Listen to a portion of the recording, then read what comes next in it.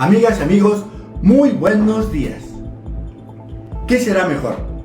¿El individualismo o el colectivismo? Esta pregunta me da pie a la reflexión del libre pensamiento al rebaño digital. Wolfgang Elienberger dice que cuando el individuo se entiende como vivir sin otros, o incluso contra los otros, se confunde la autonomía con aislamiento, la libertad con egoísmo, y entonces el yo se vuelve el centro de un universo cada vez más vacío. El aislamiento del nosotros genera lo que se denomina anomia, ausencia de normas, que nos lleva a una pérdida de sentido y de brújula moral. La religión, el trabajo y la comunidad, como constructos humanos unificadores, se desmoronan cuando el individuo queda a la deriva. El extremo opuesto del individualismo es el colectivismo ciego. Hannah Arendt habla de la era de las masas, sociedades donde las personas, al sentirse solas, buscan refugio en un nosotros que, entre otras cosas, los exime de pensar. Así nacieron los fanatismos. La tensión entre el individualismo y el colectivismo se afronta con la dialógica. El individuo necesita la comunidad para existir y la comunidad necesita individuos libres para no degenerar en masa. Los humanos no podemos vivir sin vínculos, pero tampoco crecer sin conciencia. Ante estos extremos surge el concepto de persona, como un ser libre, responsable y abierto a los demás. La persona no se encierra en sí misma y ni se disuelve en la multitud, se realiza en la relación con los otros. Más reflexiones de esta naturaleza, desde un enfoque transdisciplinar, se presentan en mi más reciente libro, ¿Por qué somos así?, que estará disponible próximamente en nuestra página pero nunca nos conquistaron.mx. Amigas y amigos, muchas gracias por su atención y tengan ustedes un excelente día. Amigas y amigos, muy buenos días. ¿Qué será mejor? ¿El individualismo o el colectivismo? Esta pregunta me da pie a la reflexión del libre pensamiento al rebaño digital.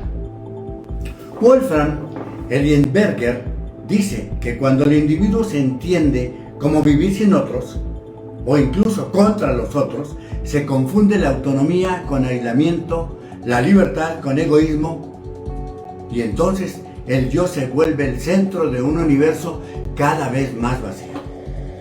El aislamiento del nosotros genera lo que se denomina anomia, ausencia de normas, que nos lleva a una pérdida de sentido y de brújula moral.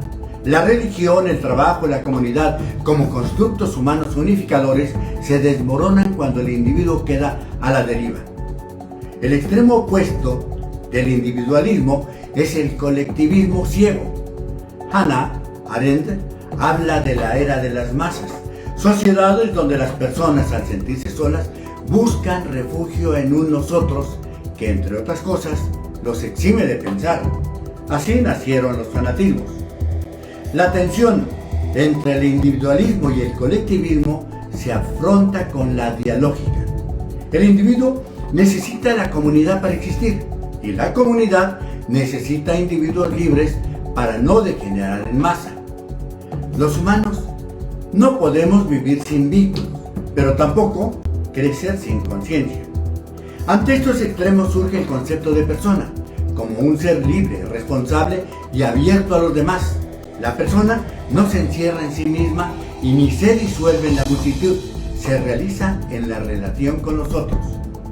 Más reflexiones de esta naturaleza, desde un enfoque transdisciplinar, se presentan en mi más reciente libro, ¿Por qué somos así?, que estará disponible próximamente en nuestra página pero nunca nos conquistaron.mx. Amigas y amigos, muchas gracias por su atención y tengan ustedes un excelente día. Amigas y amigos, muy buenos días. ¿Qué es lo que persiguen los movimientos anarquistas? Esto me da pie para la reflexión: la destrucción como síntoma civilizatorio. En los últimos años, rostros cubiertos, vestimenta negra y consignas beligerantes forman parte del paisaje de protestas que en su origen son legítimas. Los vemos en marchas o en espacios universitarios. Reducirlos a vandalismo o romantizarlos sería simplista y peligroso. Este fenómeno no se limita al anarquismo. Otras corrientes comparten la visión de que el sistema vigente es decadente e irreformable y debe desaparecer. El aceleracionismo propone llevar al límite las contradicciones del modelo actual para provocar su caída. Viktor Frankl advierte que el ser humano no puede vivir sin sentido. Cuando este falta, aparece el vacío existencial, o sea, la ausencia de propósito, la falta de sentido. Por otro lado, Emilio Durkheim habla de la anomia como la ruptura de normas que orientan a la vida social. En esta sinergia de vacío de sentido y de ausencia de normas, la violencia se puede mimetizar como apariencia de significado. Así, destruir deja de ser solo un acto violento y se convierte en una forma de afirmación, en algo significativo ante la ausencia de sentido. Estos grupos, aunque minoritarios, logran visibilidad y hasta arrastran a otros. Destruir no equivale a transformar. La historia enseña que las revoluciones han tenido proyecto, una propuesta sostenida en principios éticos y sociales. Si somos capaces de destruir, también tenemos la capacidad de construir. Esa es quizás la premisa más urgente de nuestro tiempo. Estas reflexiones sé que incomodan y que soy como una voz que clama en el desierto. Por eso, quien tenga oídos para oír, que oiga. Amigos y amigas, muchas gracias por su atención y tengan ustedes un excelente día. Amigas y amigos, muy buenos días. Algunas personas me han preguntado qué es lo que está pasando en la universidad. Esto me da pie a la reflexión del ruido al etos universitario. El primer acercamiento entre estudiantes y las autoridades universitarias abrió un canal de diálogo y dejó la sensación de que el movimiento podría estar decantándose hacia lo que le da sentido a la vida universitaria. Percibir este giro obliga al menos una pausa reflexiva. La universidad no es un campo de disputa coyuntural, ni un tablero donde se juegan intereses externos. Es ante todo un espacio donde se cultiva la verdad, se confrontan ideas y se forma el carácter. Su ethos es una construcción histórica que descansa en principios universales. En medio de tensiones, reclamos y desconfianzas, la universidad abrió su caja de Pandora. Han salido dudas, inconformidades, posibles intereses cruzados, pero al mismo tiempo comienza a asomarse la posibilidad, la esperanza de que prevalezca lo mejor de los universitarios. Más allá de cualquier agenda, hay algo que no puede ser fácilmente manipulado: la naturaleza del ser humano cuando encuentra un cauce auténtico. No es idealizar ni tampoco bajar la guardia, pero no se pueden ignorar signos que apuntan hacia una recuperación de la vida universitaria. Si este movimiento se consolida como una expresión legítima del ethos universitario, no solo se habrá resuelto una coyuntura interna, la universidad seguirá siendo uno de los pocos espacios donde la naturaleza humana, en su versión más lúcida y solidaria, puede expresarse. ¿Usted qué opina? Amigas y amigos, muchas gracias por su atención y tengan ustedes un excelente día. Amigas y amigos, muy buenos días. ¿Qué es lo que persiguen los movimientos anarquistas? Esto me da pie para la reflexión: la destrucción como síntoma civilizatorio. En los últimos años, rostros cubiertos, vestimenta negra y consignas beligerantes forman parte del paisaje de protestas que en su origen son legítimas. Los vemos en marchas o en espacios universitarios. Reducirlos a vandalismo o romantizarlos sería simplista y peligroso. Este fenómeno no se limita al anarquismo. Otras corrientes comparten la visión de que el sistema vigente es decadente e irreformable y debe desaparecer. El aceleracionismo propone llevar al límite las contradicciones del modelo actual para provocar su caída. Viktor Frankl advierte que el ser humano no puede vivir sin sentido. Cuando este falta, aparece el vacío existencial, o sea, la ausencia de propósito, la falta de sentido. Por otro lado, Emilio Durkheim habla de la anomia como la ruptura de normas que orientan a la vida social. En esta sinergia de vacío de sentido y de ausencia de normas, la violencia se puede mimetizar como apariencia de significado. Así, destruir deja de ser solo un acto violento y se convierte en una forma de afirmación, en algo significativo ante la ausencia de sentido. Estos grupos, aunque minoritarios, logran visibilidad y hasta arrastran a otros. Destruir no equivale a transformar. La historia enseña que las revoluciones han tenido proyecto, una propuesta sostenida en principios éticos y sociales. Si somos capaces de destruir, también tenemos la capacidad de construir. Esa es quizás la premisa más urgente de nuestro tiempo. Estas reflexiones sé que incomodan y que soy como una voz que clama en el desierto. Por eso, quien tenga oídos para oír, que oiga. Amigos y amigas, muchas gracias por su atención y tengan ustedes un excelente día.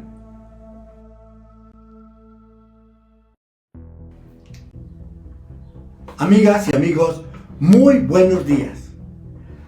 ¿Cuál es el origen de los males que escaparon de la caja de Pandora? Esto me da pie a la reflexión: individualismo y los males de la caja de Pandora. El individualismo nació como una conquista intelectual. Durante siglos, la autoridad religiosa, política o tradicional dictaba lo que debía pensarse. Pensar por uno mismo fue un acto de emancipación. Sin embargo, con el paso del tiempo, esta conquista intelectual se pervirtió. Cuando lo individual se entiende como el centro de un universo, los vínculos se rompen y el otro deja de ser semejante y se convierte en un obstáculo, en un competidor. La convivencia se erosiona y la agresión, la desconfianza y la indiferencia encuentran terreno fértil. El hambre pareciera ser un problema de carácter productivo. Sin embargo, el planeta produce alimentos suficientes para toda la humanidad. El problema está en la distribución. Si predomina el beneficio individual, se da la paradoja donde la abundancia y la carencia conviven. La degradación ambiental responde igual a una lógica donde el beneficio individual es más importante que la responsabilidad hacia las generaciones futuras. Asimismo, la desigualdad que concentra la riqueza en pocas manos responde al éxito individual y se desvincula del otro. Los males que impactan a la humanidad, como la desigualdad, el hambre, el deterioro ambiental o la pérdida de sentido, tienen una raíz común: la ruptura del vínculo entre el individuo y la comunidad. Cuando el yo se separa del nosotros, las males encuentran el camino abierto. Comprender por qué somos capaces de crear sociedades tan avanzadas y al mismo tiempo de generar desigualdad, violencia, guerra, nos lleva a la pregunta: ¿por qué somos así? Título de mi más reciente libro, que en breve estará disponible en peronuncanosconquistaron.mx. Amigas y amigos, muchas gracias por su atención y tengan ustedes un excelente día.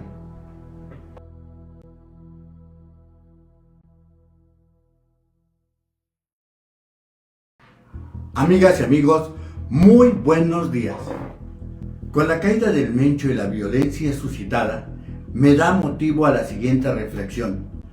Cuando el avispero se alborota. Recuerdo que de niño, en un acto de imprudencia, lancé una piedra contra un panal. La escena fue inmediata. Un zumbido creciente, una nube oscura que se desprendió del árbol y en cuestión de segundos, decenas de aguijones clavándose en mi piel. El panal reaccionó conforme a su naturaleza. Con la muerte del líder del cártel Jalisco Nueva Generación, la metáfora cobra presencia. Bloqueos carreteros, vehículos incendiados, los enfrentamientos aislados, los mensajes cruzados en redes sociales que amplifican rumores y temores. El avispero se alborotó. Cuando cae un liderazgo criminal, se generan varios escenarios. El primero es la violencia demostrativa a través de actos rápidos y visibles para enviar mensaje al Estado como a los propios miembros del grupo para decir, seguimos aquí. Luego, sigue un repliegue táctico. Si perciben coordinación federal, presión internacional y vigilancia financiera, bajan su perfil mientras redefinen mandos y rutas. Un tercer escenario es la fragmentación para buscar heredar el liderazgo con consecuencias aún más sangrientas. El Estado puede aprovechar la coyuntura para profundizar operativos y desarticular células regionales. Si el liderazgo criminal cae, pero las finanzas, las redes logísticas y los brazos operativos permanecen intactos, el sistema criminal se reconfigura. La pregunta es si el Estado entiende la naturaleza del panal alborotado y si tiene la voluntad de enfrentarlo. No basta con lanzar la piedra, se requiere anticipar la dinámica que vendrá después. Esto significa inteligencia, coordinación y estrategia. Y sobre todo, voluntad. ¿Usted qué piensa? Amigas y amigos, muchas gracias por su atención y tengan ustedes un excelente día. Amigas y amigos, muy buenos días. Un amigo me comentaba que hasta hace 2 generaciones la comida era parte del proceso de la educación. Esto me da pie para la reflexión. Producir comida, la lección que olvidamos. México importa alrededor del 60% de productos estratégicos como trigo, maíz, arroz, soya, entre otros. Un campesino me dijo, un país que no produce su alimento es un país condenado a vivir de rodillas. La comida se ha vuelto un tema de seguridad nacional. El modelo agrícola dominante muestra señales claras de agotamiento. A esto se suma el cambio climático, una geopolítica que ha utilizado el alimento como estrategia de poder y ciudades que invaden y crecen sobre los suelos fértiles que por siglos alimentaron a las poblaciones. La soberanía alimentaria no puede seguir siendo solo un discurso político. Debe convertirse en una política educativa. En la escuela se enseña matemáticas, historia, tecnologías, pero no se enseña cómo producir alimentos. Esta omisión es una fractura cultural. Algunos países han comprendido esta urgencia. Japón, por ejemplo, incorporó la educación alimentaria al sistema escolar mediante la ley Shokuiku, enseñando el valor cultural, ecológico y nutricional de la comida. En Francia, los jardines pedagógicos forman parte de la educación básica. La educación del siglo XXI no puede limitarse a preparar individuos para el mercado laboral. Debe prepararlos para la realidad. Y parte de esa realidad es que la humanidad enfrenta el desafío de garantizar su alimento en un planeta con recursos finitos. Tal vez la revolución educativa más importante no ocurra frente a una pantalla, sino frente a una superficie de tierra. Porque quien aprende a sembrar, aprende también algo más que producir alimento. aprende a sostener la vida. ¿Usted qué piensa? Amigas y amigos, muchas gracias por su atención y tengan ustedes un excelente día. Amigas y amigos, muy buenos días. ¿Cómo ha sido el desarrollo de la humanidad a lo largo de su historia? Esto me da pie a la reflexión: el viaje humano del fuego a las estrellas. Hace miles de años, una chispa iluminó la oscuridad de la noche. Se descubrió el fuego, que cocinó alimentos, ahuyentó depredadores, calentó cuerpos, encendió el relato, la reunión y la comunidad. Alrededor de esa llama nació el primer centro simbólico de la humanidad. Esa chispa fue el inicio de un largo viaje. Durante milenios fuimos nómadas, aprendimos a leer los mensajes de la tierra. Luego, con la agricultura hace unos 12.000 años, dejamos de perseguir el alimento y lo empezamos a producir.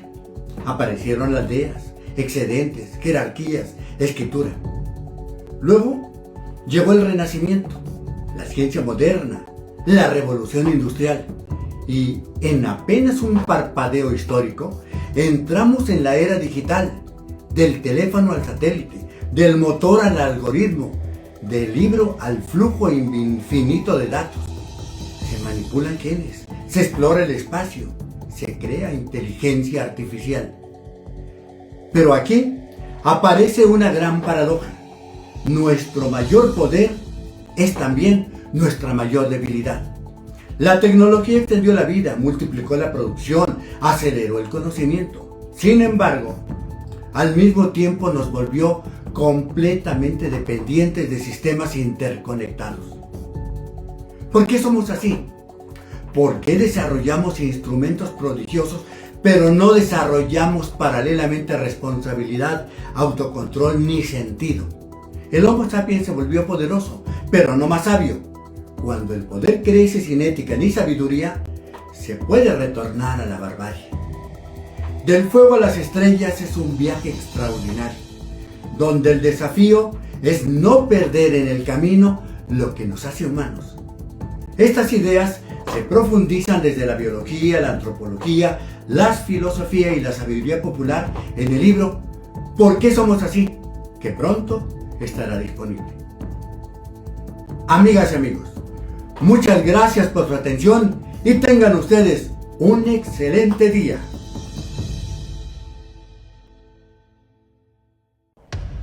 Amigas y amigos, muy buenos días. Los antropólogos hablan de un concepto que por su generalidad se ha vuelto una teoría: el chivo expiatorio. Esto me da pie para la reflexión: ¿un error humano o un chivo expiatorio? El 28 de diciembre de 2025, un tren del corredor interoceánico del Istmo de Tehuantepec se descarriló, provocando un saldo fatal de 14 personas muertas. La Fiscalía General de la República dictaminó que el accidente fue consecuencia del exceso de velocidad. El informe oficial dice que el tren circulaba a 65 km por hora, donde el límite era de 50 km. Con base en estos datos, se iniciaron procedimientos penales. ¿Es suficiente apuntar al error humano como causa única de una tragedia tan compleja? ¿Se han considerado todos los factores antes de judicializar? Es importante subrayar que el discurso del gobierno sostuvo a priori que no hubo fallas técnicas en la vía del tren que contribuyeran al accidente. Sin embargo, hoy el discurso oficial enfrenta serios cuestionamientos legales y técnicos. La velocidad en sí misma, si bien es un factor en cualquier accidente ferroviario, no opera en el vacío. Los protocolos de ingeniería ferroviaria, las condiciones de la vía, los sistemas automáticos de control de velocidad, entre otros, son variables que se deben de analizar con rigor. La decisión de suspender el servicio del tren nos lleva a pensar que hay una auténtica preocupación sobre la seguridad general del sistema, que va más allá de un error humano. Si se tuviera la seguridad de que solo fue una falla humana, esta medida no tendría sentido.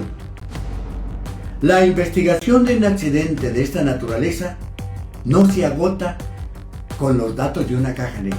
Es necesario un dictamen de expertos independientes. El chivo expiatorio no calma las inquietudes de la sociedad. ¿Usted qué piensa? Amigas y amigos, muchas gracias por su atención y tengan ustedes un excelente día. Amigas y amigos, muy buenos días.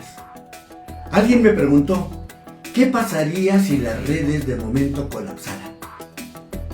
Esto me dio pie a la reflexión: hiperconectividad y la amenaza del colapso.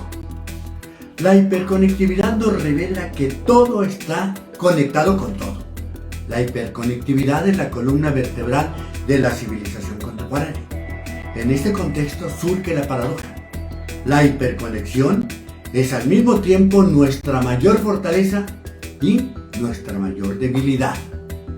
¿Qué pasaría si el sistema colapsa? Sin energía y sin redes, en una ciudad, por ejemplo, los semáforos dejan de funcionar, el transporte colapsa, los pagos electrónicos se detienen, el comercio entra en pánico, los hospitales operan con límites peligrosos, la comunicación colapsa. Un apagón total de la conectividad es poco probable, pero sí colapsos regionales. Las causas pueden ser desde ataques cibernéticos, fallas técnicas en sistemas centralizados, daños físicos en la infraestructura o eventos climáticos extremos o hasta decisiones políticas irresponsables. En pocas generaciones hemos perdido muchas habilidades básicas para vivir, como orientarnos sin GPS, comerciar sin sistemas electrónicos, organizar la actividad humana sin plataformas digitales. Un colapso nos colocaría en una vulnerabilidad total. Pero el mayor peligro no es la falla técnica en sí, sino una sociedad que ha olvidado cómo responder sin la red. El problema no es que la red se caiga, sino no haber construido una civilización capaz de funcionar sin él. Un mundo avanzado no es el que no se desconecta, sino el que sabe pensar y actuar cuando la red ya no responda.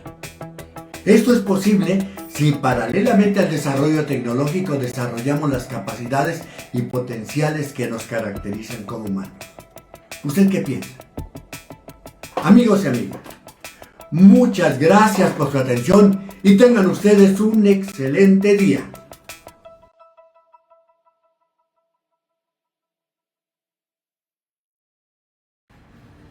Amigas y amigos, muy buenos días. Hace unos días un amigo me preguntaba ¿desde cuándo México se encuentra en crisis económica? Esto me da pie a la reflexión: política sin economía, país sin futuro. México no está creciendo. La narrativa de que un gasto social masivo y las grandes obras emblemáticas como motor de transformación choca con la realidad fiscal y económica. El dinero ya no alcanza. No se puede sostener el bienestar sin crecimiento, ni crecer si se confunde gasto con inversión.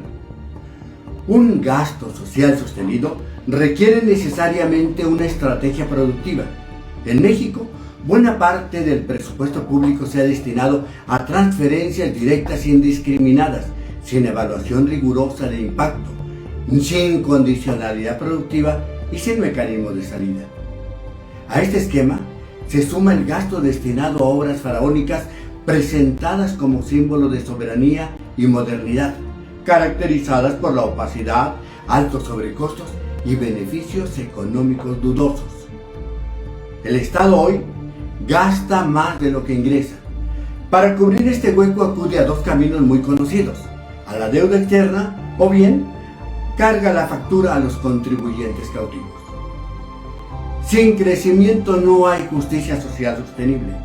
La justicia social no se logra solo con transferencias, se alcanza con educación de calidad, con salud digna y funcional, con empleo bien pagado, con innovación y productividad. México necesita recuperar una política económica como estrategia, lo que significa más inversión en capacidades, menos obras opacas, más servicios públicos funcionales y ampliación de la base productiva. Solo así es viable y sostenible la justicia social. ¿Usted qué piensa? Amigas y amigos, muchas gracias por su atención y tengan ustedes un excelente día.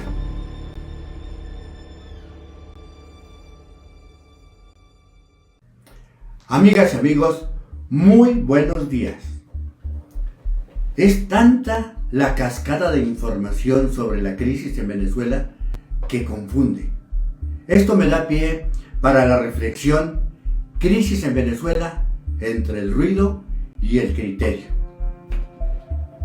La crisis en Venezuela, detonada por la captura de Nicolás Maduro, ha generado una sacudida diplomática en América Latina, así como una avalancha de información, desinformación, opiniones apresuradas y posicionamientos emocionales que, lejos de aclarar, confunden.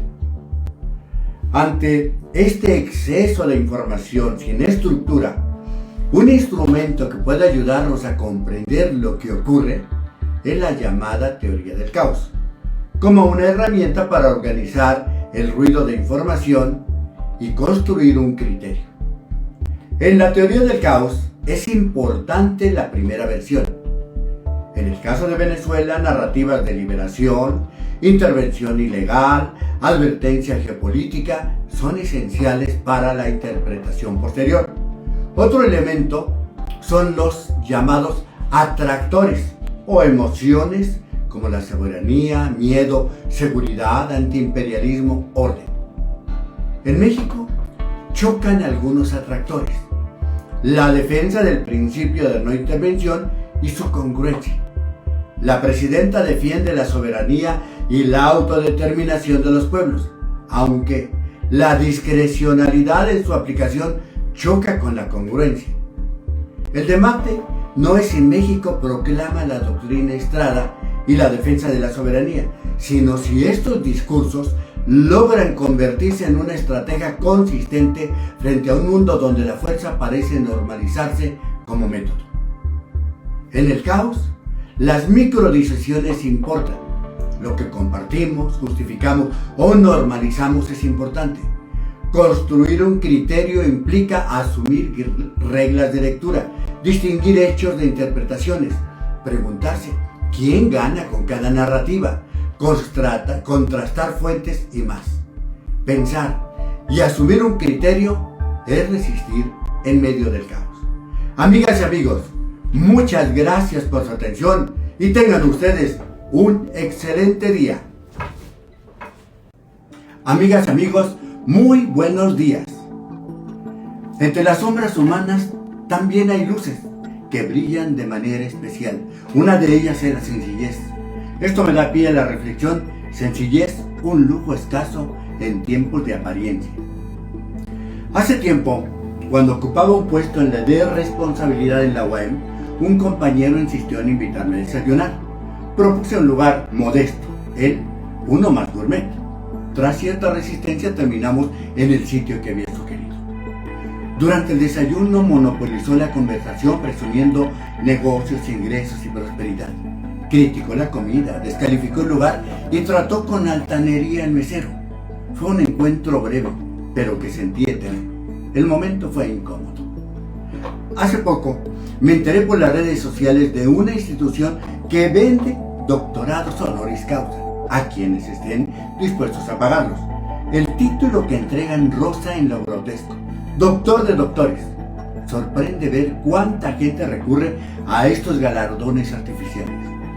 Quienes encarnan la sencillez disfrutan sus logros sin alardear, tratan a todo mundo con amabilidad y respeto, poseen un valor humano que no depende del aplauso, sino de la propia autenticidad. Son personas que suman, alegran y dejan huella. La sencillez es un soplo de aire fresco. La practican los sabios que comprenden que lo esencial no se mide en bienes materiales ni en títulos, sino en la calidad de sus vínculos, en la paz que transmiten, en la autenticidad con la que caminan. Las personas sencillas brillan con luz propia. ¿Usted qué piensa?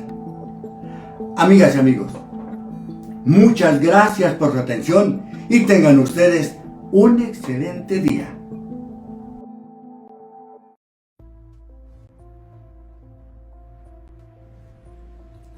Amigas y amigos, muy buenos días. La ciencia no responde todas las preguntas. ¿Qué tanta es la certeza de la ciencia? Esta pregunta me hizo generar la siguiente planteamiento. La ciencia entre la certeza y la incertidumbre. La ciencia, que cuenta apenas con poco más de 300 años de historia, parte de teorías y de leyes para cotejar los fenómenos observados. Sus resultados otorgan certeza y confiabilidad, aunque la confiabilidad de la ciencia puede confundir la validez con la verdad absoluta. La ciencia se basa en hechos cuantificables. Aunque la vida no se reduce a cifras, las emociones, los pensamientos, los valores, las ideas y lo simbólico son fuerzas no cuantificables, pero que definen la historia. Lo que no se mide, lo subjetivo, también es parte de la realidad. Edgar Morin propone un nuevo principio, el de la incertidumbre, pues todo conocimiento humano es histórico y finito. Morin asevera que una certeza total es ilusoria y hasta peligrosa, y afirma que no se puede disociar lo material de lo inmaterial. Copérnico desplazó la Tierra del centro del universo. Newton formuló leyes que parecían absolutas hasta que Einstein las relativizó. Y la física cuántica introdujo la incertidumbre en el corazón de la materia. Las teorías tienen fecha de caducidad. Frente a crisis globales, ambientales, sociales y culturales, nos preguntamos si no estamos ante la necesidad de un nuevo paradigma que supere la obsesión por la certeza y abrace la complejidad, integrando la incertidumbre como principio del conocimiento. Es necesaria una ciencia con conciencia que oriente a las sociedades en los momentos de crisis. Lo que está en juego es la posibilidad de construir un saber que, sin abandonar la objetividad, reconozca la subjetividad y la complejidad de lo humano. ¿Usted qué piensa? Amigas y amigos, muchas gracias por su atención y tengan ustedes un excelente día.